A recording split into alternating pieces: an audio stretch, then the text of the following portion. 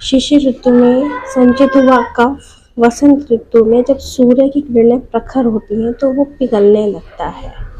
तो इस ऋतु में कफजन्य रोग जैसे खांसी जुकाम होना ये नॉर्मल बीमारी है। इसके अंदर आपको कोई भी कफ निकालने की दवाई नहीं लेनी अलग से। आप इसमें अपने आप को बचाएं। उसके लिए आप सौंठ का पानी पिएं, मधु का पानी पिएं और खट्टी मीठी चीज़ें ना लें।